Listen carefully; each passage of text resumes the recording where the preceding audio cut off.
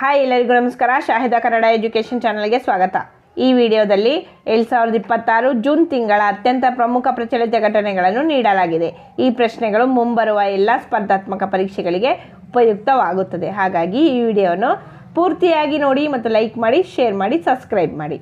ಪ್ರಶ್ನೆ ಸಂಖ್ಯೆ 1. ಇತ್ತೀಚೆಗೆ 81ನೇ ವಿಶ್ವಸಂಸ್ಥೆಯ ಸಾಮಾನ್ಯ ಸಭೆ ಅಧಿವೇಶನದ ಅಧ್ಯಕ್ಷರಾಗಿ ಯಾರು ಆಯ್ಕೆಯಾಗಿದ್ದಾರೆ? ಉತ್ತರ ಬಿ. ಖಲೀಲ್ ಉರ್ ರೆಹಮಾನ್ ರವರು. 81ನೇ ವಿಶ್ವಸಂಸ್ಥೆಯ ಸಾಮಾನ್ಯ ಸಭೆಯ ಅಧ್ಯಕ್ಷರಾಗಿ ಬಾಂಗ್ಲಾದೇಶದ ಖಲೀಲ್ ಉರ್ ರೆಹಮಾನ್ ರವರು ಆಯ್ಕೆಯಾಗಿದ್ದಾರೆ. ಪ್ರಶ್ನೆ ಸಂಖ್ಯೆ 2. ಇತ್ತೀಚೆಗೆ ಅಸ್ಸಾಂನ ಮೂಗಾ ಸಿಲ್ಕ್ ಸಂರಕ್ಷಣೆ ಮತ್ತು ಉತ್ತೇಜನಕ್ಕಾಗಿ ಯಾವ ಯೋಜನೆಯನ್ನು ಆರಂಭಿಸಲಾಗಿದೆ? ಉತ್ತರ ಸಿ. ಮಿಷನ್ ಸ್ನೇಹ ಜೋಡಿ. ಅಸ್ಸಾಂನ ಮೂಗಾ ಸಿಲ್ಕ್ಸನ್ನು ಜಾಗತಿಕ ಮಟ್ಟದಲ್ಲಿ ಉತ್ತೇಜಿಸಲು ಮಿಷನ್ ಸ್ನೇಹ ಜೋಡಿ ಯೋಜನೆಯನ್ನು ಜಾರಿಗೆ ತಂದಿದೆ. ಪ್ರಶ್ನೆ ಸಂಖ್ಯೆ 3. ಭಾರತ ಮತ್ತು ಬ್ರಿಟನ್ ದೇಶದ ವಿಜ್ಞಾನಿಗಳು ಜಂಟಿ ತಂಡವು ಅಭಿವೃದ್ಧಿಪಡಿಸಿರುವ ಅತ್ಯಾಧುನಿಕ ಕೃತಕ ಬುದ್ಧಿಮತ್ತೆ AI ತಂತ್ರಜ್ಞಾನದ ಹೆಸರೇನು? ಉತ್ತರ ಡಿ. ಇಸ್ಟೋ ಯುನೆಕ್. ಭಾರತ ಮತ್ತು ಬ್ರಿಟನ್ ದೇಶದ ವಿಜ್ಞಾನಿಗಳ ಜಂಟಿ ತಂಡವೊಂದು ಇಸ್ಟೋ ಯುನೆಕ್ ಎಂಬ ಅತ್ಯಾಧುನಿಕ ಕೃತಕ ಬುದ್ಧಿಮತ್ತೆ ತಂತ್ರಜ್ಞಾನವನ್ನು ಅಭಿವೃದ್ಧಿಪಡಿಸಿದ್ದಾರೆ. ಈ ಇಸ್ಟೋ ಯುನೆಕ್ ಹೊಸ ಕಂಪ್ಯೂಟರ್ ಪ್ರೋಗ್ರಾಮ್ ಆಗಿದ್ದು, ಇದು ಕ್ಯಾನ್ಸರ್ ಗಡ್ಡೆಗಳು ಮತ್ತು ಗ್ರಂಥಿಗಳ ನಿಖರವಾದ ಆಕಾರವನ್ನು ಗುರುತಿಸುವುದಲ್ಲದೆ ತನಗೆ ಗೊಂದಲವಿರುವ ಜಾಗಗಳನ್ನು ಸ್ವತಃ ಎದ್ದು ಕಾಣುವಂತೆ ಗುರುತು ಮಾಡಿ ವೈದ್ಯರನ್ನು ಎಚ್ಚರಿಸುತ್ತದೆ. ಈ ಸಂಶೋಧನೆಯಲ್ಲಿ ಭಾರತದ ಭೂಪಾಲ್ನ IISER, AIIMS ಮೌಲಾನಾ ಆಜಾದ್ ವೈದ್ಯಕೀಯ ಕಾಲೇಜು ಹಾಗೂ ಬ್ರಿಟನ್ನ ಆಕ್ಸ್ಫರ್ಡ್ ವಿಶ್ವವಿದ್ಯಾಲಯದ ವಿಜ್ಞಾನಿಗಳು ಭಾಗಿಯಾಗಿದ್ದಾರೆ. ಪ್ರಶ್ನೆ ಸಂಖ್ಯೆ 4. ಮಹಾರಾಷ್ಟ್ರದ ಕರಾವಳಿಯಿಂದ ಒಮಾನ್ನ ಸಮೀಪದ ಮಸೀರಾ ದ್ವೀಪ ತಲುಪಿ ಮತ್ತೆ ಕಾರವಾರದ ಕರಾವಳಿಗೆ ಹಿಂದಿರುಗಿದ ಆಮೆ ಯಾವ ಪ್ರಭೇದಕ್ಕೆ ಸೇರಿದೆ? ಉತ್ತರ ಎ. ಆಲಿವ್ ರಿಡ್ಲಿ ಸಮುದ್ರ ಆಮೆ. ಮಹಾರಾಷ್ಟ್ರದ ಕರಾವಳಿಯಿಂದ ಹೊರಟ ಆಲಿವ್ ರಿಡ್ಲಿ ಪ್ರಭೇದದ ಹೆಣ್ಣು ಆಮೆ ಬರೋಬ್ಬರಿ 3500 ಕಿಮಿ ಪ್ರಯಾಣ ಬೆಳೆಸಿ ಒಮಾನ್ ದೇಶದ ಸಮೀಪದಲ್ಲಿರುವ ಮಸೀರಾ ದ್ವೀಪದವರೆಗೆ ತಲುಪಿ ಮತ್ತೆ ಕಾರವಾರದ ಕಡಲ ತೀರಕ್ಕೆ ಬಂದು ತಲುಪಿದೆ. ಇದನ್ನು ಅಧ್ಯಯನ ಮಾಡಲು ಸ್ಯಾಟಲೈಟ್ ಡಿವೈಸ್ ಅಳವಡಿಸಿದ್ದರು. ಈ ಆಮೆ ಮೀನುಗಾರರ ಬಲೆಗೆ ಕೂಡ ಬಿದ್ದಿತ್ತು. ವಿಜ್ಞಾನಿಗಳು ಇದನ್ನು ರಕ್ಷಿಸಿ ಇದನ್ನು ಧವಳಲಕ್ಷ್ಮಿ ಎಂದು ನಾಮಕರಣ ಮಾಡಿದ್ದರು. ಪ್ರಶ್ನೆ ಸಂಖ್ಯೆ 5. ಭಾರತದ ಸಗಟು ಬೆಲೆ ಸೂಚ್ಯಂಕ WPI ಬದಲಿಗೆ ಯಾವ ಹೊಸ ಸೂಚ್ಯಂಕವನ್ನು ಜಾರಿಗೆ ತರಲು ಪ್ರಸ್ತಾಪಿಸಲಾಗಿದೆ? ಉತ್ತರ ಬಿ. ಉತ್ಪಾದಕ ಬೆಲೆ ಸೂಚ್ಯಂಕ PPI. ಹಣದುಬ್ಬರದ ಮೌಲ್ಯಮಾಪನ ಹೆಚ್ಚು ವಾಸ್ತವಿಕವಾಗಿಸಲು ಸಗಟು ಬೆಲೆ ಸೂಚ್ಯಂಕವನ್ನು WPI ಕ್ರಮೇಣವಾಗಿ ರದ್ದುಗೊಳಿಸಿ ಉತ್ಪಾದನಾ, ತಯಾರಿಕಾ ಮತ್ತು ಸೇವೆಗಳ ಬೆಲೆಗಳನ್ನು ವಿವರವಾಗಿ ಒಳಗೊಂಡಿರುವ ಉತ್ಪಾದಕ ಬೆಲೆ ಸೂಚ್ಯಂಕ PPI ಪರಿಚಯಿಸಲು ಕೇಂದ್ರ ಸರ್ಕಾರ ಮುಂದಾಗಿದೆ. ಪ್ರಶ್ನೆ ಸಂಖ್ಯೆ 6. 2026 ಜೂನ್ 10ರಂದು ಪ್ರಧಾನಿ ಮೋದಿ ಅವರು ಜವಾಹರ್ಲಾಲ್ ನೆಹರೂರವರ ಎಷ್ಟು ದಿನಗಳ ಆಡಳಿತ ದಾಖಲೆಯನ್ನು ಮೀರಿದ್ದಾರೆ? ಉತ್ತರ ಸಿ. 4398. ಸರ್ಕಾರದ ಮುಖ್ಯಸ್ಥರಾಗಿ 8390 ದಿನಗಳನ್ನು ಪೂರೈಸುವ ಮೂಲಕ ಸಿಕ್ಕಿಂನ ಮಾಜಿ ಮುಖ್ಯಮಂತ್ರಿ ಪವನ್ ಕುಮಾರ್ ಚಾಮ್ಲಿಂಗ್ ಅವರ ದಾಖಲೆಯನ್ನು ಕೂಡ ಮುರಿದಿದ್ದಾರೆ. ಪ್ರಶ್ನೆ ಸಂಖ್ಯೆ 7. ಜಾಗತಿಕ ನವ ಉದ್ಯಮಗಳ ಸ್ಥಿತಿಗತಿ ವರದಿ 2026 ಯಾವ ಸಂಸ್ಥೆ ಬಿಡುಗಡೆ ಮಾಡಿದೆ? ಉತ್ತರ ಡಿ. ಜಿನೋಮ್. ನವ ಉದ್ಯಮಗಳ ಕ್ಷೇತ್ರದಲ್ಲಿ ಕೃತಕ ಬುದ್ಧಿಮತ್ತೆ ಆವಿಷ್ಕರಿಸುವಲ್ಲಿ ಇಡೀ ಏಷ್ಯಾದಲ್ಲೇ ಬೆಂಗಳೂರು 2ನೇ ಸ್ಥಾನ. ಕ್ಷೇತ್ರದಲ್ಲಿ ಅತ್ಯುತ್ತಮ ಸಾಧನೆ ಮಾಡಿದ 40 ರಾಷ್ಟ್ರಗಳಲ್ಲಿ ನಗರವು 15ನೇ ಸ್ಥಾನ ಪಡೆದಿದೆ. ಏಷ್ಯಾ ಖಂಡಗಳನ್ನೊಳಗೊಂಡ ರಾಷ್ಟ್ರಗಳ ಪ್ರಾದೇಶಿಕ ಪಟ್ಟಿಯಲ್ಲಿ 6ನೇ ಸ್ಥಾನ. ಜಾಗತಿಕ ನವ ಉದ್ಯಮಗಳ ಸ್ಥಿತಿಗತಿ ವರದಿ 2026 ಬಿಡುಗಡೆ ಮಾಡಿದ ಸಂಸ್ಥೆ ಜಿನೋಮ್. ಕರ್ನಾಟಕದ ಡಿಜಿಟಲ್ ಎಕಾನಮಿ ಮಿಷನ್ ಮತ್ತು ಸ್ಟಾರ್ಟ್ ಅಪ್ ಜಿನೋಮ್ ಸಹಭಾಗಿತ್ವದಲ್ಲಿ ಈ ವರದಿ ಬಿಡುಗಡೆ ಮಾಡಿದೆ. ಪ್ರಶ್ನೆ ಸಂಖ್ಯೆ 8. 2026ರಲ್ಲಿ ಕರ್ನಾಟಕದ ನೂತನ ಕೀಟವಾಗಿ ಘೋಷಿಸಲಾದ ತುಡುವೆ ಜೇನಿನ ವೈಜ್ಞಾನಿಕ ಹೆಸರೇನು?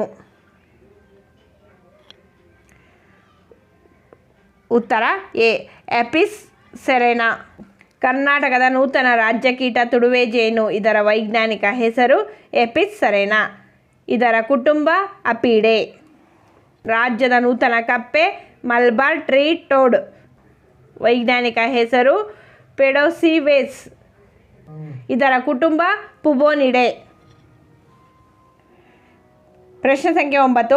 ಕರ್ನಾಟಕ ಸರ್ಕಾರವು 2026ರಲ್ಲಿ ಜಾರಿಗೆ ತಂದಿರುವ ನೂತನ ಅಬಕಾರಿ ನೀತಿಯ ಹೆಸರೇನು? ಉತ್ತರ ಸಿ.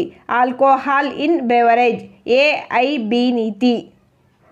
ಕರ್ನಾಟಕ ಸರ್ಕಾರವು ಜಾರಿಗೆ ತಂದಿರುವ ನೂತನ ಅಬಕಾರಿ ನೀತಿ 2026ರ ಮೂಲಕ ಮದ್ಯದ ಮೇಲಿನ ತೆರಿಗೆ ಹೆಚ್ಚಳ, ರಾಜಸ್ವ ಸಂಗ್ರಹದ ಗುರಿ ಮತ್ತು ಪಾರದರ್ಶಕ ಪದ್ಧತಿಗಳನ್ನು ಜಾರಿಗೆ ತರಲಾಗಿದೆ.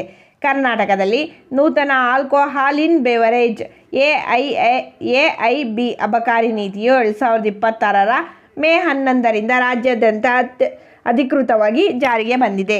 ವಿವಿಧ ಮದ್ಯದ ಮೇಲಿನ ಸುಂಕವನ್ನು ಪರಿಷ್ಕರಿಸಿ ಆಲ್ಕೋಹಾಲ್ ಇನ್ ಬೆವರೇಜ್ ತೆರಿಗೆಯನ್ನು ಜಾರಿಗೊಳಿಸಲಾಗಿದೆ. ಪ್ರಶ್ನೆ ಸಂಖ್ಯೆ 10. 2026ರ ಅಂತಾರಾಷ್ಟ್ರೀಯ ಯೋಗ ದಿನದ ಅಧಿಕೃತ ಥೀಮ್ ಏನು? ಉತ್ತರ ಡಿ. ಆರೋಗ್ಯಕರ ವೃದ್ಧಾಪ್ಯಕ್ಕೆ ಯೋಗ. 2026 ವಿಶ್ವ ಪರಿಸರ ದಿನದ ಥೀಮ್ ಏನೆಂದರೆ ಪ್ರಕೃತಿಯಿಂದ ಪ್ರೇರಿತವಾಗಿದೆ, ಹವಾಮಾನಕ್ಕಾಗಿ ನಮ್ಮ ಭವಿಷ್ಯಕ್ಕಾಗಿ. ವಿಶ್ವ ಪರಿಸರ ದಿನದ ಆತಿಥೇಯ ದೇಶ ಅಜರ್ಬೈಜಾನ್ ಗಣರಾಜ್ಯದ ಬಾಕು ನಗರದಲ್ಲಿ ಆಯೋಜಿಸಲಾಗಿದೆ. ಪ್ರಶ್ನೆ ಸಂಖ್ಯೆ 11. ವಿಶ್ವದ ಮೊದಲ ನಿಯಂತ್ರಿತ ಕೃತಕ ಬುದ್ಧಿಮತ್ತೆ AI ಕಾನೂನು ಸಂಸ್ಥೆ ಯಾವುದು? ಉತ್ತರ ಬಿ. ಗ್ರಾಫೀಲ್ಡ್ AI.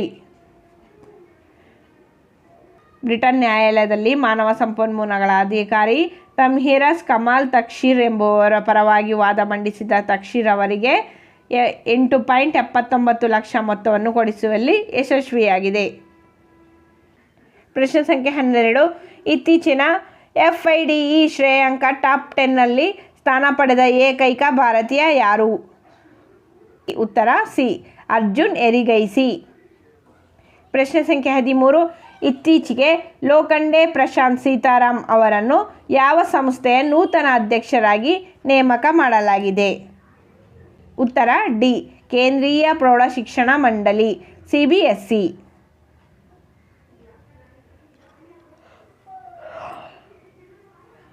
ಪ್ರಶ್ನೆ ಸಂಖ್ಯೆ 14. ಇತ್ತೀಚೆಗೆ ಭಾರತದ ಸುಪ್ರೀಂ ಕೋರ್ಟ್ನ 12ನೇ ಮಹಿಳಾ ನ್ಯಾಯಾಧೀಶರಾಗಿ ಪ್ರಮಾಣ ವಚನ ಸ್ವೀಕರಿಸಿದವರು ಯಾರು? ಉತ್ತರ ಎ. Justice we. ಮೋಹನ. ಇವರು 12ನೇ ಮಹಿಳಾ ನ್ಯಾಯಾಧೀಶರಾಗಿ ಪ್ರಮಾಣ ವಚನ ಸ್ವೀಕರಿಸಿದರು. ಸುಪ್ರೀಂ ಕೋರ್ಟ್ನ ನ್ಯಾಯಾಧೀಶರ ಸಂಖ್ಯೆ 34ರಿಂದ 38ಕ್ಕೆ ಹೆಚ್ಚಿಸಲು ಸುಗ್ರೀವಾಜ್ಞೆ ಹೊರಡಿಸಿದ್ದು, ಕೊಲೆಜಿಯಂ ಸಮಿತಿಯ ಪ್ರಕಾರ ಹೊಸ 5 ನ್ಯಾಯಾಧೀಶರನ್ನು ನೇಮಕ ಮಾಡಲಾಗಿದೆ. ಪ್ರಸ್ತುತ ಭಾರತದ ಸುಪ್ರೀಂ ಕೋರ್ಟ್ನಲ್ಲಿ 2 ಮಹಿಳಾ ನ್ಯಾಯಾಧೀಶರು ಕಾರ್ಯನಿರ್ವಹಿಸುತ್ತಿದ್ದಾರೆ. ನ್ಯಾಯಾಧೀಶೆ BV ನಾಗರತ್ನ ಹಾಗೂ ನ್ಯಾಯಾಧೀಶೆ ವಿ. ಮೋಹನ 2026 ಜೂನ್ನಲ್ಲಿ ಸುಪ್ರೀಂ ಕೋರ್ಟ್ಗೆ ನೇಮಕಗೊಂಡವರು. ಪ್ರಶ್ನೆ ಸಂಖ್ಯೆ 15. ಆರಾವಳಿ ಪರ್ವತ ಶ್ರೇಣಿಯ ಕುರಿತು ಪರಿಶೀಲಿಸಿ ವರದಿ ಸಲ್ಲಿಸಲು ಸುಪ್ರೀಂ ಕೋರ್ಟ್ ರಚಿಸಿದ ಸಮಿತಿಯ ಅಧ್ಯಕ್ಷರು ಯಾರು? ಉತ್ತರ ಬಿ. ಕಾಂಚನ್ ದೇವಿ. ಆರಾವಳಿ ಪರ್ವತ ಶ್ರೇಣಿಯಲ್ಲಿನ ಪರಿಸರ ಹಾನಿ, ಅಕ್ರಮ ಗಣಿಗಾರಿಕೆ ಮತ್ತು ಸಂರಕ್ಷಣಾ ಕ್ರಮಗಳ ಕುರಿತು ಪರಿಶೀಲನೆ ವರದಿ ಸಲ್ಲಿಸಲು ಸುಪ್ರೀಂ ಕೋರ್ಟ್ ಕಾಂಚನ್ ದೇವಿ ಅವರ ನೇತೃತ್ವದಲ್ಲಿ ಸಮಿತಿಯನ್ನು ರಚಿಸಿದೆ. ಈ ವರದಿಯು 2026 ಆಗಸ್ಟ್ 31ರ ಒಳಗಾಗಿ ಸಮಗ್ರ ವರದಿಯನ್ನು ಸಲ್ಲಿಸುವಂತೆ ಸೂಚಿಸಲಾಗಿದೆ. ಪ್ರಶ್ನೆ ಸಂಖ್ಯೆ 16. 2026ರ 52ನೇ G7 ಶೃಂಗಸಭೆಗೆ ಆತಿಥ್ಯ ವಹಿಸಿದ ದೇಶ ಮತ್ತು ನಗರ ಯಾವುದು? ಉತ್ತರ ಸಿ. ಫ್ರಾನ್ಸ್. ಎವಿಯನ್ ಲೈಸ್ಬೈನ್ಸ್.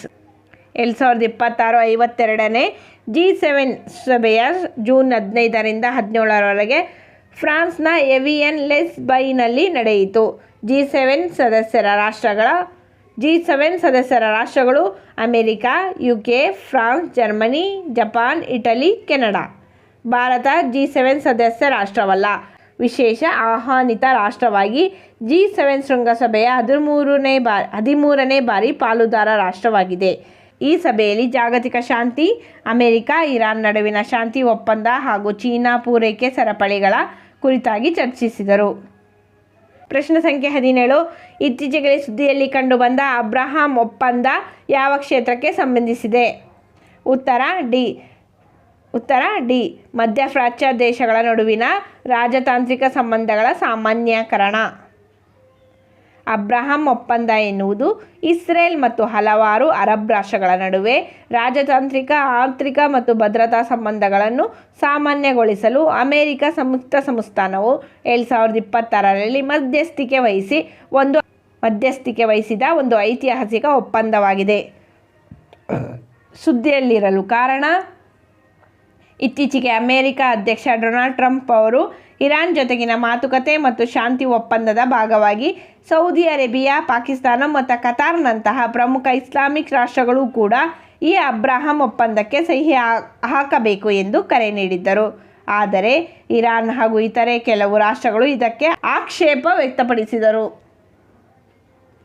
ಸದಸ್ಯ ರಾಷ್ಟ್ರಗಳು Israel, United Arab Emirates, UAE, Bahrain, Morocco, Sudan ಸಾಮಾನ್ಯ ಘೋಷಣೆಗೆ ಸಹಿ ಹಾಕಿದೆ. ಆದರೆ ದೇಶದಲ್ಲಿನ ಆಂತರಿಕ ಬಿಕ್ಕಟ್ಟಿನಿಂದಾಗಿ ಪ್ರಕ್ರಿಯೆಗಳು ವಿಳಂಬವಾಗಿವೆ. ಕಜಕಿಸ್ತಾನ್ ಇತ್ತೀಚೆಗೆ ಒಪ್ಪಂದದ ಗುಂಪನ್ನು ಸೇರಿಕೊಂಡಿದೆ. ಪ್ರಶ್ನೆ ಸಂಖ್ಯೆ 18. 2026 ಫ್ರೆಂಚ್ ಓಪನ್ ಮಹಿಳಾ ಸಿಂಗಲ್ಸ್ ಟೆನ್ನಿಸ್ ಪ್ರಶಸ್ತಿಯನ್ನು ಯಾರು ಗೆದ್ದಿದ್ದರು? ಉತ್ತರ ಎ. ಮಿರ್ರಾ ಆಂಡ್ರೀವಾ. ಪುರುಷರ ಸಿಂಗಲ್ಸ್ ಪ್ರಶಸ್ತಿಯನ್ನು ಇಟಲಿಯ ಫ್ಲಾಮಿಯೋ ಕೊಬೆಲ್ಲಿ ಅವರನ್ನು ಸೋಲಿಸಿ ಜರ್ಮನಿಯ ಅಲೆಕ್ಸಾಂಡರ್ ಜ್ವೆರೇವ್ ಗೆದ್ದುಕೊಂಡಿದ್ದಾರೆ. ಪ್ರಶ್ನೆ ಸಂಖ್ಯೆ 19. 21ನೇ ಪ್ರಶ್ನೆ. 2026ರ ನಾರ್ವೆ ಚೆಸ್ ಟೂರ್ನಿಮೆಂಟ್ ಪ್ರಶಸ್ತಿಯನ್ನು ಗೆದ್ದ ಭಾರತದ ಯುವ ಗ್ರ್ಯಾಂಡ್ ಮಾಸ್ಟರ್ ಯಾರು?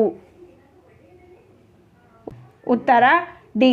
ಆರ್. ಪ್ರಜ್ಞಾನಂದ್. ಇವರು 2026ರ ನಾರ್ವೆ ಚೆಸ್ ಟೂರ್ನಿಮೆಂಟ್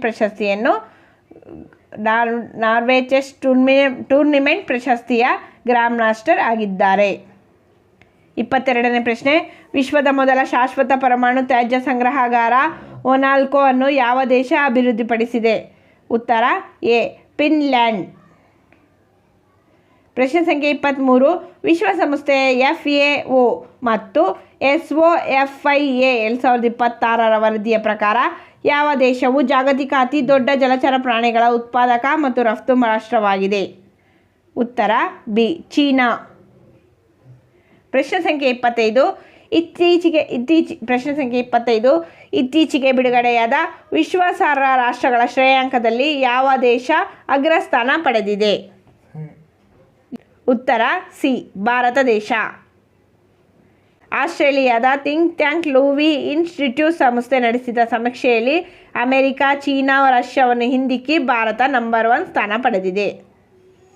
ಸ್ನೇಹಿತರೆ, ಇದೇ ರೀತಿಯಾಗಿ ಈ ಹಿಂದಿನ ಎಲ್ಲ ಹಳೆಯ ಪ್ರಶ್ನೆ ಪತ್ರಿಕೆಗಳಲ್ಲಿ ಪದೇ ಪದೇ ಕೇಳುತ್ತಿರುವ ಪ್ರಮುಖ ಪ್ರಶ್ನೋತ್ತರಗಳು ನಮ್ಮ ಚಾನಲಲ್ಲಿ ಲಭ್ಯವಿದೆ. ನಮ್ಮ ಚಾನಲನ್ನು ಸಬ್ಸ್ಕ್ರೈಬ್ ಮಾಡಿ, ಲೈಕ್ ಮಾಡಿ ಮತ್ತು ಶೇರ್ ಮಾಡಿ. ಧನ್ಯವಾದಗಳು.